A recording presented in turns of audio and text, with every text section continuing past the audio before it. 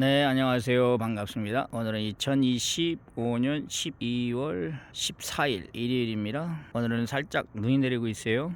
역시 어제나 동일하게 화면을 고정시켰습니다. 눈 돌아가지 않게요. 그 말의 의미를 잘 생각해 볼 수 있도록 우리가 음식을 먹을 때는 그 음식의 맛을 음미해야 되지 않습니까? 맛보다 그 영양가, 영양소, 그 음식 성분 이것을 생각을 해야 되지 않겠습니까?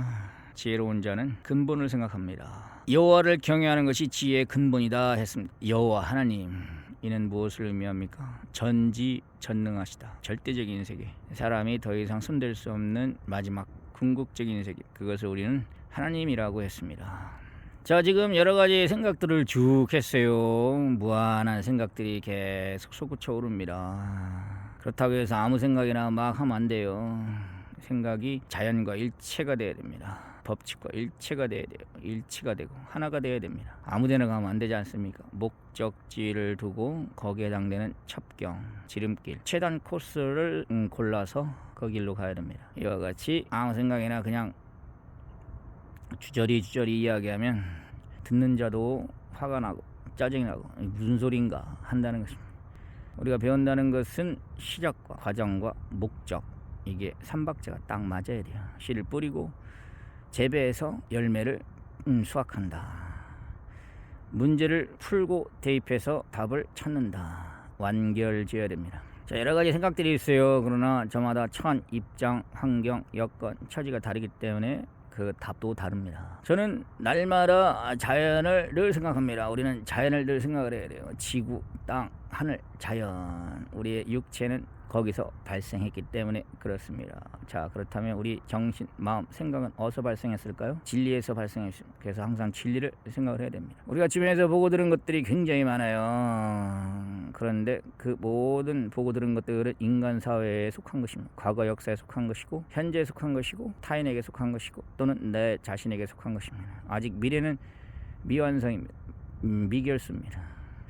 불확실합니다. 그렇죠. 미래를 향하여 가는, 미래가 우리의 목적지라면 미래를 향하여 가는 데 있어서 과거의 전체적인 흐름을 알아야 됩니다. 과거에 어떻게 흘러왔는가, 크게 보면 인류 문명 역사가 어떻게 흘러왔는가, 국가 역사가 어떻게 흘러왔는가, 개인 가정사가 어떻게 흘러왔는가, 개인이 어떻게 흘러왔는가. 왜? 큰 민족 사의 역사는 실상 세계 역사 속에 속해 있고, 가정 개인의 역사 또한 민족 역사 속에 속해 있기 때문에 할 수 있는 대로 큰 걸 봐야 됩니다. 이런 자연 만물의 법칙의 흐름이 있어요. 우주가 팽창한다고 합니다. 그 가운데 태양계는 끊임없이 행성들을 거느리고 존재를 일으킵니다. 그리고 인류 문명 역사가 진행되고 있어요. 크게 물질의 역사, 정신의 역사, 두 가지 역사가 흘러가고 있죠. 과거 역사를 쭉 지켜보고 현재 이 시점에서 우리가 목도하고 있는 실상 사실들을 생각하고, 과거의 것을 이어받아서 현재가 이루어졌고, 현재는 다시 미래로 이어져 갑니다. 그렇다면 그 목적지에 이르는 길이 있지 않겠습니까? 뒤죽박죽이 그거 아니에요. 일목요연한 과거, 현재, 미래가 마치 과일나무처럼, 그와 같이 뿌리, 줄기, 열매처럼 이어져 있어요. 연속됩니다. 그래서 그 한 길을 찾아야 됩니다. 그 길을 찾은 자는 참으로 행복한 자입니다. 뒤죽박죽 여러 가지 할 말들이 있지만 지금 현실의 세계, AI, 인공지능에 대해서도 생각할 것이 있어요. 우리가 자동차 시대, 자동차 출현으로 사람들의 행동, 노동력, 행위, 그런 것이 현격하게 줄어들었지만, 반면 그로 인해서 활동의 영웅들이 등장했습니다. 즉 대표 선수들, 국가대표 선수들, 세계적인 선수들, 운동 선수들이 출연했죠. 스포츠맨, 이들이 출연했습니다. 자동차가 등장하면서 오히려 더 엄청나게 빠른 그런 사람들이 등장했습니다. 인공지능 시대, 인공지능이 대신 생각해주니까 이제는 기계적인 생각, 그로 인해서 우리는 더 창조적인 생각, 창의적인 생각에 그런 월등한, 현격한, 압도적인 그런 인재들이 앞으로 출현한다는 것입니다. 이런 기계적인 생각, 획일적인 생각, 판에 박은 듯한 그 기계 생각, 기계 논리, 기계적 생각 있죠. 사람들이 그런 논문을 썼어요. 그런 식으로 기계가 다 습득해버렸어요. 인간이 어떤 논문을 쓰고 글을 쓰고 말을 하는데 그것이 일정한 패턴이 있다는 것이죠. 소위 지식인들이 배운 것이 일정한 패턴이 있어요. 길게 자면 400년 동안 수많은 사람들이 연구를 했어요. 논문을 썼어요. 과학 법칙, 지구과학 법칙, 이 세계를 밝히는 하나의 과학 사고방식 이것을 글로 표현했습니다. 그것을 우리가 논문이라고 합니다. 기계적이에요. 원인 결과 그렇지 어떤 원인이 있다. 그거에 대한 결과가 무엇이냐 이것을 밝혀내는 것이 바로 논문의 핵심입니다. 논문은 그런 식으로 써요. 어떻게 해요? 논문은 먼저 어떤 문제를 놓고 그 원인을 놓고 가설을 제시합니다. 그리고 여러 가지 가설을 따라서 실험을 하죠. 그리고 그 결론을 도출합니다. 원인과 결과 요 패턴이에요. 그래서 가설을 세우고 여러 가지 원인에 따른 그 결과가 무엇인가 또는 반대로 결과를 보면서 이거의 원인이 무엇인가 현재 일어나고 있는 결과 자연현상 결과 그거의 원인은 무엇인가 또는 이런 원인이 앞으로 어떤 결과를 일어날 것인가 과거 현재 미래가 원인 결과 그와 같이 그러하다. 문제가 있고 답이 있고 문제가 있고 답이 있고 이렇게 되더라는 거예요. 그런 사고방식이 과학적 사고방식이라고 합니다. 그런 과학적 사고방식의 표현 기법이 있어요. 그걸 이름하여 논문이라고. 논문의 패턴은 다 일정하게 유사합니다. 그런 식으로 논문을 작성해요. 원인이 있다? 그러면 결과가 있다. 결과에 따른 원인. 결과를 놓고 그 원인을 찾는 거예요. 또는 원인을 놓고 그 결과를 찾는 거예요. 원인을 놓고 결과를 찾는다. 왜? 이런 것들이 법칙의 세계니까. 법칙의 세계는 원인과 결과의 세계입니다. 과학의 핵은 원인, 결과. 원인, 결과, 원인. 그것을 짝짓기 위해서 짝지어서 답을 풀기 위해서 문제와 답을 맞추기 위해서 내세우는 것. 그걸 가설이라고 합니다. 이론, 가설, 주장, 의견, 추측. 그렇죠. 이건 사람의 생각입니다. 사람들은 그거에 따라서 가설을 세우고 그렇죠. 가설을 세웁니다. 이럴 것이다. 저럴 것이다. 추측. 그렇죠. 어떠한 예측, 예상, 추론 또는 무엇입니까? 그것을 위해서 이제는 찾습니다. 그런 여러 가지 가설을 세워야 돼요. 그 원인에 따른 결과가 이렇다. 확실하지 않아요. 정확하게 둘 관계가 일치가 돼야 됩니다. 그런데 아직은 몰라요. 그럴 때는 가설을 세우고 이론을 세우고 어떠한 주장, 생각, 사고 어떤 자기 나름의 이것을 세우고 그것을 증명해내는 과정, 이 과학적 사고방식 그것을 표현한 것들이 바로 우리가 말하는 논문입니다. 이렇다 저렇다 이러면서 근거를 가지고 설명하는 그래서 실험도 하고 각종 사례도 수집을 하고 각종 증거 자료를 수집합니다. 모읍니다. 그리고 조사를 해요. 확인하고 조사, 검증, 실험 이런 여러 가지 과학 사고방식 그것을 실현시키기 위한 활동의 세계입니다. 검증, 증거 수집, 자료 수집, 검사, 분석, 실험, 사례, 조사 뭐 이런 여러 가지 기법이 있겠죠. 자 그렇게 해서 만들어 놓은 것이 오늘날 넘쳐나는 논문입니다. 모든 과학적 발견 그것을 설명한 것이 논문이에요. 논문은 상당히 기계적이에요. 그 틀이 있어요. 그 틀이 있죠. 그 틀을 벗어나지 않습니다. 방금 말씀드린 그런 내용입니다. 자 이런 과학적 논문 이것이 일정한 틀이 있죠. 왜? 지구가 틀이 있습니다. 자전공전 틀이 있죠. 타이틀이 있어요. 틀이 있단 말이에요. 튼 왁구라고 하죠. 일본 말입니까? 어떠한 프레임이라고 할까요? 프레임 고정된 틀이 있죠. 네, 프레임을 씌운다. 틀에 박혔다. 그런 어떤 틀이 있어요. 이 지구는 물질의 세계이기 때문에 시간과 공간 속에서 존재하는 존재물이라서 일정한 틀이 있어요. 그것을 우리가 질서라기도 하고 순리라기도 하고 그 틀이 있단 말이에요. 그 틀이 있죠. 프레임. 자 이것을 기계가 습득을 한 거예요. 틀 그렇죠. 그 틀을 못 벗어나요. 그래서 그게 가능한 거예요. 자 맞죠? 그래서 인공지능이 답을 내놓으면 다 비슷비슷해요. 마치 사진을 찍은 것 같아요. 사람이 그림을 그릴 때는 다 달라요. 같은 사물을 놓고 대상물을 놓고 그림을 사람이 손으로 그린다면 그 그림이 10이면 10, 100이면 100 다 달라요. 그런데 사진기로 찍으면 다 똑같아요. 기계적으로 찍으니까. 누가 이야기했어요. 제 생각이 아니고 어떤 사람이 이야기하더라고요. 사진기가 등장하면서 큰일 났다. 이거 그림 그리는 화가들이 이제는 다 전멸하겠다 했는데 오히려 더 사진 기법에 의해서 그런 개성적 그림을 그리는 사람들이 더 투각을 나타내고 그들이 등장했다고 했습니다. 새로운 화법이 나오고 그렇죠. 자동차가 출현하면서 운동선수가 등장하고 그렇다면 인공지능이 출현하면서 획일적인 사고, 획일적인 대답, 답변 거기서 창조적인 사고 완전히 창조적인 누구는 그런 것을 표현하기를 메타인지 뭐 이런 말도 표현하더라고요.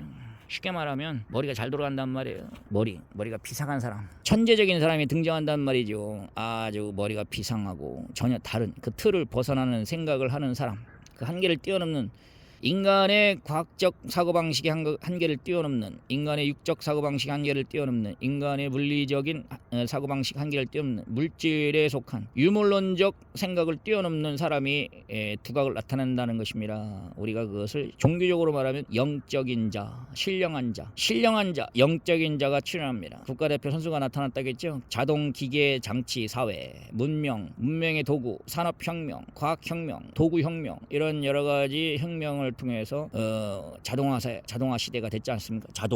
자동기계, 자동장치, 자동차, 모든 게 자동으로 스스로 움직이는. 스스로 움직이니까 절대 다수가 스스로 안 움직여요.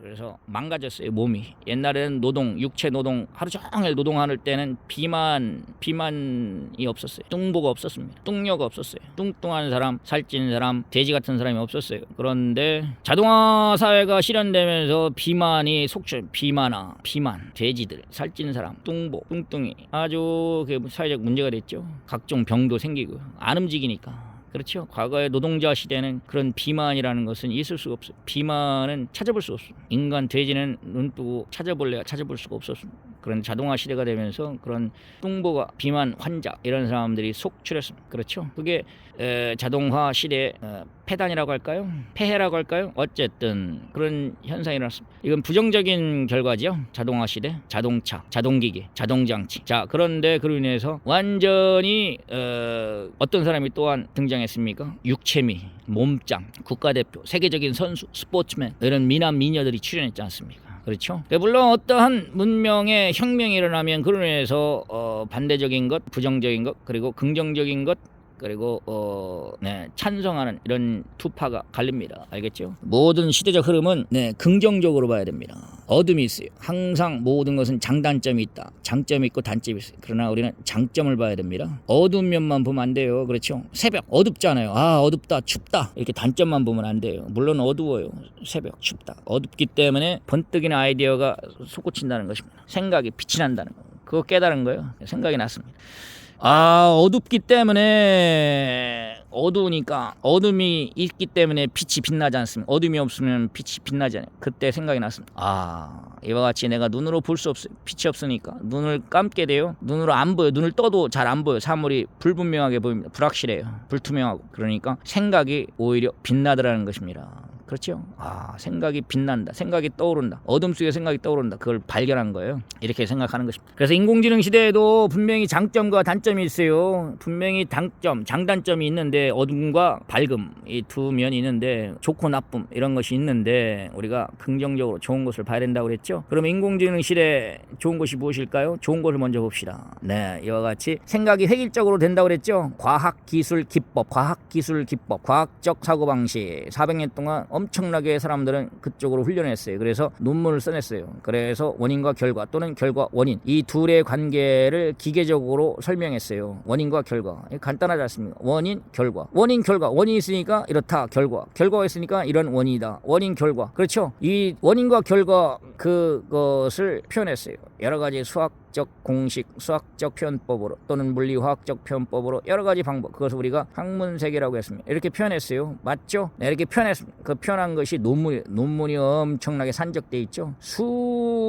수십만, 수백만, 어쨌든 어마어마한 논문이 이와 같이 그 공식 안에서 원인 결과, 그거에 따라서 그것을 수학적으로 표현했어요. 거의 다 논문은 거의 다 통계적으로, 수학적으로 표현했어요. 그렇죠? 통계적으로. 그 사람들은 통계 얽매이게 되어 있습니다. 통계, 알겠죠? 자연을 바라보는 관점, 사고방식, 통계, 확률.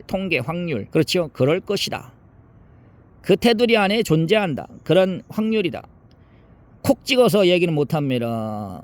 변수가 많으니까요. 그게 불확실해요. 그래서 확률적으로 표현한 거예요. 퍼센티지, 추측. 그렇죠? 우리가 과학적 사고 방식으로는 콕 찍어서 이야기할 수가 없어요. 그렇죠? 두루뭉실하게 표현해야 되는데, 보따리처럼 표현해야 되는데, 은밀하게, 애매모호하게 표현해야 되는데, 퍼지 이론이란 그 이론도 있었어요. 그런데 그것을 사람들이 표현하니까 이 수학적으로 다 표현이 못하더라고요. 수학적으로 표현하다 보니까 한계가 있다. 수학적 표현은 기계적 표현입니다. 수학은 떨어지는 거예요. 그렇죠? 딱딱 떨어지는 것입니다. 인간은 딱딱 떨어질 때 그때 이해력이 뛰어나죠. 그것을 뭉뚱그려서 뭉쳐서 애매하게 모호하게 이래놓으면 머리가 잘 안 들어가요. 그렇죠. 기계적인 머리가 발달했습니다. 통계, 기계, 수학 이런 것들이 이 컴퓨터를 만들었어요. 컴퓨터는 기계적인 거. 자, 그런데 이 분명히 자연 세계는 그러한 기계적인 것만 존재하는 것이 아니라 거기는 생명의 세계가 존재합니다. 생명은 예측 불허의 세계입니다. 그렇죠? 우리가 그것을 종교적 언어로 표현하면 영혼이 존재한단 말이에요. 생기, 성경에는 생기라고 표현했어요. 생기, 살아있는 기운이다. 생기, 생명. 그렇죠?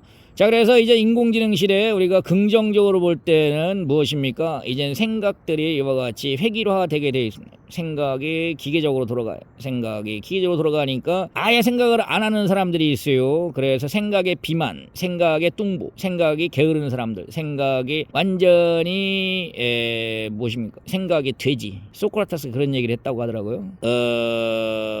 살찐 돼지보다 생각하는 소크라테스가 낫다. 네, 그것은 다시 한번 확인해 보기 바랍니다. 자, 어쨌든 사람은 생각하는 갈대라고 팡세가 말했나요? 어쨌든 이런 말, 사람은 생각하는 갈대는 정말 약합니다. 그런데 생각하기 때문에 강한 거예요. 인간은 생각의 존재입니다. 생각하는 동물, 고흐입니까? 누굽니까? 생각하는 뭐 있자요. 아무튼 생각을 해야 돼. 일체 유심조 다 같은 계통이에요. 마음을 쓴다, 생각한다. 그렇죠? 생각, 그렇죠. 저도 지금 생각하고 있지 않습니까? 우리는 생각을 해야 돼요. 오늘날 인공지능 AI 시대의 폐단, 문제점, 폐라고 하면 생각을 안 해요. 기계가 다 해주니까. 인공지능이 대신 생각해주니까. 그러니까 생각이 게을러지고 생각이 비만? 생각이 비만 일어난다. 생각이 뚱뚱해진다. 그게 뭘까요? 생각이 게을러지죠. 뚱보, 비만. 그러면 성인병이 생긴다고 하잖아요. 성인병, 비만, 살쪄요. 그렇죠. 그 사람들은 아는 것은 많아요. 아는 것은 많은데 실행력이 떨어져요. 실천력이 떨어지고 추진력이 떨어지고 운동하는 것이 떨어지고 행위가 떨어지고 살만 찐 거예요. 그렇죠. 잘 먹고 운동을 안 하는 거예요. 잘 먹고 움직이질 않은 거예요. 기계가 대신 다 움직여주니까. 자동차가 움직여주고 하니까. 생각의 세계도 마찬가지입니다. 생각이 비만. 그 현상이 뭘까? 생각의 비만에 빠진 생각, 살찐 생각은 결국 어떻게 됩니까? 굶떠요. 게으르고. 생각이 살쪘다. 생각이 돼지가 됐다. 생각이 짐승이 됐다. 생각을 못하는 거예요. 오늘날 생각이 다 짐승이 됐어요. 짐승 수준을 떨어졌어요. 그 현상이 있죠. 어제도 제가 그걸 깨달았는데요. 어떤 남자가요, 어떤 여자가요, 유모차를 끌고 갑니다. 쳐다보니까 못생긴 개를 거기에 실어놨더라고요. 와, 깜짝 놀랐어요. 그들은 자기 아기를 태우고 가야 될 유모차에다가, 말 그대로 유모차 아니겠습니까? 유모차. 거기에다가 못생긴 개를 태워서 밀고 가더라고요. 남자가, 그것도 여자가. 너무나 비현실적이었습니다. 저는 외지에 있다가 한국에 와보니까 그런 실상을 보고 깜짝 놀랐어요. 그때 보는 순간에 그냥 신기하게 봤죠. 그런데 가만히 생각해 보니까 와, 저 사람들은 정말로 부끄러운 것도 모르는구나. 수치심도 모르는구나. 창피한 것도 모르는구나. 저게 창피한 것인데, 저게 부끄러운 것인데. 남자가 어떻게 유모차를 끌고 다니고 여자가 어떻게 그렇게 할 수 있느냐. 강아지를 안고 다니더라고요. 개를 안고 다니고 고양이를 안고 다니고. 사람이 사람을 안고 다녀야 되는 거 아니겠습니까? 자기 새끼 아기를 안고 다니는 게 정상 아니겠어요? 오늘날 현실의 세상에 되어버렸습니다. 자기 사랑을 짐승에 쏟고 있다는 거예요. 자기의 최고의 사랑, 자기가 사랑으로 낳은 자기 자녀를 품에 안고 유모차에 싣고 그와 같이 그렇게 돌보는 것이 정상인데, 짐승들도 그래요. 어느 개가, 어느 고양이가 자기 새끼를 젖을 먹이고 쓰다듬어주고 핥아주지, 고양이가 쥐 새끼 데려다 놓고 그렇게 합니까? 개가 어디 오리 새끼, 닭 새끼, 병아리 그런 거 데려다 놓고 젖을 먹입니까? 말이 안 되잖아요. 제 새끼는 자기가 키워야 될 거 아니에요. 심지어 개가 어디 돌 굴러다 놓고 공 굴려다 놓고 그걸 쓰다듬어 핥아줍니까? 말이 안 되잖아요. 그 인간이 차원이 떨어졌어요. 아, 이게 바로 생각의 비만이구나. 그렇죠. 짐승이 되어버렸어요. 인간이 오늘날 짐승 수준으로 떨어져 버렸습니다. 사람이 짐승 사고 수준으로 떨어졌어요. 그렇죠. 오늘날 그게 근거입니다. 아, 그렇구나. 이게 폐단이란 말이에요. 반대로 어떻습니까? 인공지능 시대, AI 시대에 AI가 출현함으로 이제는 아주 창조적인 사람이 등장하게 되어 있습니다. 융합적인 사고, 뭐 이런 얘기를 쓰더라고요. 융합적인 사고, 메타인지, 판단력, 순간 빨리 판단하고 순간 빨리 알아보는 사람, 이런 사람이 두각을 나타낸다고 합니다. 맞습니다. 동감입니다. 그렇죠. 사진기가 등장하면서 세계의 위대한 화가들이 출연했죠. 자동차가 등장하면서 세계적인 스포츠맨, 이런 사람들이 나타났습니다. 인공지능이 출연하면서 이제는 아주 기발한 사고, 기존의 틀 프레임을 뛰어넘는 사고, 이런 사고를 하는 사람이 앞으로 시대를 끌고 갑니다. 잘 보십시오. 온라인 현실의 세상 보십시오. 대부분의 사람들이 활동을 잘 안 해요. 움직이질 잘 안 해요. 왜? 전부 다 자동차를 타고 다니고 하니까. 그러니까 운동선수들이 등장해서 국가대표, 세계적인 스포츠 선수 이런 사람들이 등장했지 않습니까? 그러니까 열광하잖아요. 그들을 신격화하잖아요. 그렇죠. 야구선수, 축구선수, 배구선수, 농구선수, 수영선수, 마라톤 선수, 펜싱, 복싱, 태권도 선수, 유도, 합기도, 동계 스포츠, 하계 스포츠, 이들이 영웅이 됐지 않습니까? 그렇죠. 그 스포츠 시대, 자동화 시대, 기계 문명 시대, 이런 문명 시대 스포츠 인들이 열광적인 우상이 됐습니다. 세계 스포츠 선수들 보십시오. 몸값이 엄청나지 않습니까? 야구 선수, 수영 선수, 권투 선수, 축구 선수, 하키 선수, 마라톤 선수, 100m 질주하는 선수, 우사인 볼트 이런 사람. 그렇죠? 엄청나지 않습니까? 완전히 이런 사람들이 어떤 정치인보다도 더 우상이 됐어요. 운동 선수들이 출연했어요. 운동 선수, 직업 운동 선수, 프로 운동 선수, 아마추어 운동 선수. 그렇죠? 그래서 이 인체가 월등하게 발달할 수 있었습니다. 자동화 시대의 긍정적인 효과. 그렇죠. 그렇다면 똑같다는 것입니다. 추세를 따라서 이제는 생각이 자동으로 움직이고 있어요. 다 논문 써주고 그런 것들이 이제는 간단합니다. 왜? 이제는 400년 동안 논문을 써가면서 모든 것을 밝혀냈기 때문에 그걸 알고 있어요. 인공지능은 일순간에 그것을 학습을 해서 바로 답을 줍니다. 한번 해보십시오. 금방 답이 나오죠. 일순간에 답이 나옵니다. 그렇죠.